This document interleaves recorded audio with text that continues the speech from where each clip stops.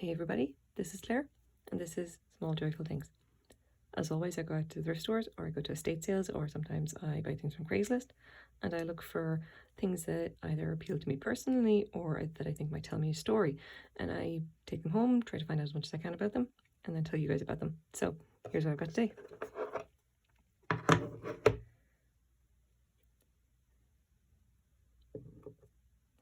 This is something nice and small and decorative, and it is a tiny little horse head. Or a unicorn head, I should probably say. You can see that it's got a little horn.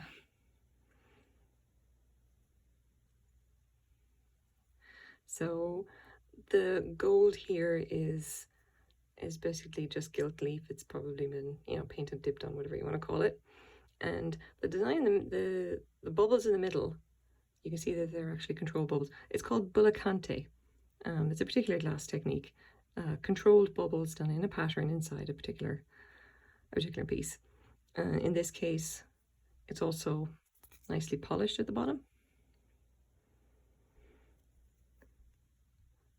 And you can see that it, overall, it's been very nicely made. So if I just get measurement.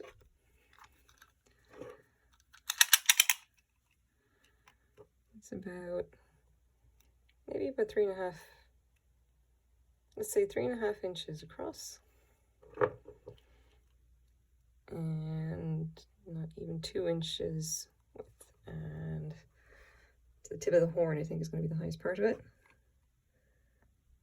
Just about 3.5 inches high. Very tiny little sculpture. Now, so what have we actually got here? I bought this in a thrift store for, I think, $4.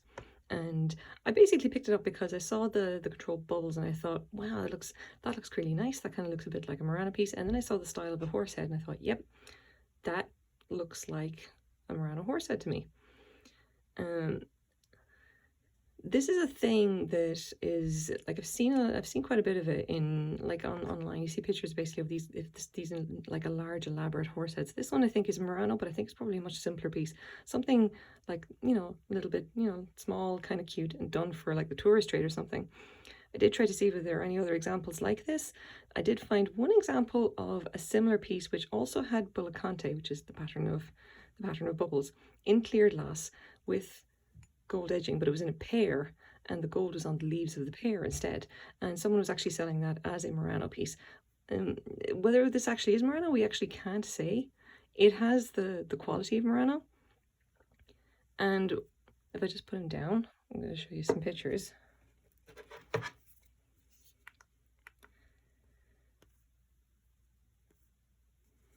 So we've got some pictures here of the more elaborate Murano horse heads. So a lot of these, if you see them, they will be done with things like this. There's these enormous patterns in the glass itself. I've seen a lot of these as well, these millefiori ones with these essentially stretched millefiori, and they've done the whole horse head is made out of that.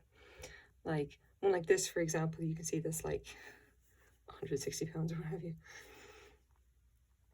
Now the horse heads are they would vary in they're very in style and what have you. That one is a very beautiful one. That is probably also very, very big. Prices are vary quite a bit. It depends on whether they're signed by an actual Murano artist, whether they're much more elaborate, if they're done with millefiori or with this with difficult techniques or whatever, then they can be the expense can be very, very high. Like this one here, Archimede Seguso Murano, and that's 587 US, British pounds. The prices can vary quite a bit. I think it's a thing in glass art is just to do something like a horse's head. And I say this because I've seen one particular picture, I can't find it now. It is a Lalique horse head, and this is quite big as far as I can remember. It was a horse head, looked very much like, say, this one, but it was about 2 feet high and hand blown, vintage, early 20th century, made by Lalique, and that one was $25,000. So prices all over the place with that. But if you see them, they're always kind of worth looking at, and you can see this little, see that style? Murano glass horse head by Elio Raffaelli. Now, That's obviously in clear as well. But you can see that they have a kind of the same pedigree going on there. This is it's kind of it's similar technique. The shape of the face, the shape of the ears, like the mane or whatever has a sort of a similar kind of look to it. I would say this is obviously this is by a specific artist and done incredibly well. Again, I'm very much sure that this, if it is Murano, likely because it seems to fit this profile, it's probably just a little touristy piece. You know, they have a lot of that kind of stuff that's just kind of made for, you know, to sell to people who can't afford thousands of dollars for expensive art. So, okay, so I bought this for $4 essentially. Do we know kind of what it's worth? Well, it's kind of what art glass is worth. So if we go over to eBay, I took a quick look to see like what a Murano horsehead would actually sell for. And the answer is like, oh, we kind of don't really know because there's so much variability. The general rule of thumb I've seen is that like the ones that are more elaborate obviously will go for more. Vintage art glass, obviously, if it's got, like you can see here, like this is a sommerso one, like it's a more elaborate technique. Not too many examples, unfortunately, but enough for us to kind of be going on with. This one here is actually a Millefiori one, but it's basically best offer accepted, and that was from the United States. One here sold, but it was shipping from the United Kingdom, I think. Do we know? No, okay, it's gone.